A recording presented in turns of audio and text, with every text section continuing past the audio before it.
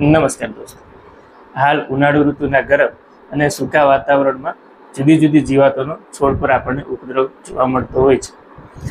આ જીવાતોમાં અત્યારે મુખ્યત્વે સફેદ માખીનો ખૂબ મોટા પ્રમાણમાં ઉપદ્રવ જોવા મળે છે. સફેદ માખી છે એ બે રીતે નુકસાન પહોંચાડે છે, જેમાં આ સફેદ માખીના નિંફ છે એ છોડના કુમળા ભાગોમાંથી રસ ચૂસી અને નુકસાન કરતું હોય છે અને છોડનો વિકાસને અવરોધતું હોય છે. એ સિવાય આ સફેદ માખીના એડલ્ટ છે એ વાયરસ જેવા રોગોના ફેલાવામાં વાહક તરીકે કામ કરી અને નુકસાન પહોંચાડતું હોય છે, જેથી આ સફેદ માખીનું સંકલિત નિયંત્રણ કરવું ખૂબ જરૂરી છે.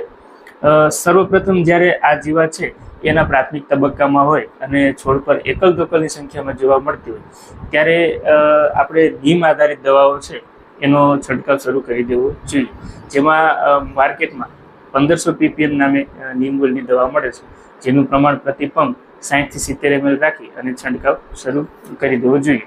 આ સિવાય નીમ ઓઇલ છે એ 3000 ppm અને 10000 ppm માં પણ મળે છે, જેનો પણ આપ ઉપયોગ કરી શકો છો.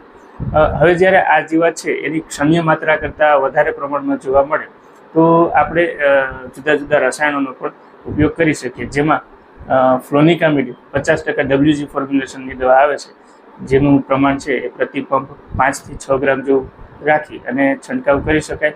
એ સિવાય સેફીના નામે બજારમાં એફિડોપાયરોફેન નામની દવા આવે છે, જેનું પ્રમાણ પણ 30 થી 35 ml જેટલું રાખી અને છંટકાવ કરી શકાય.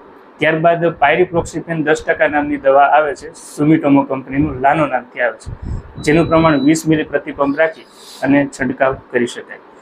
હવે જ્યારે આ સફેદ માખીની સાથે સાથે લીલી પોપટીનો પણ ઉપદ્રવ હોય તો IIL કંપનીનું હર્ક્યુલસ નામે દવા આવે છે, જેની અંદર ડાયફેન્ચ્યુરોન અને એસિટામિપ્રિડના મિશ્રણવાળી દવા આવે છે, જેનું પ્રમાણ પ્રતિ પંપ 25 ગ્રામ જેટલું રાખી અને છંટકાવ કરી શકાય. એ સિવાય સફેદ માખીની સાથે જો થ્રિપ્સનો ઉપદ્રવ હોય તો ટ્રાસિડ નામે દવા આવે છે અદામા કંપનીનું, જેનું પ્રમાણ પ્રતિ પંપ 30 મિલી જેટલું રાખી અને છંટકાવ કરી શકાય.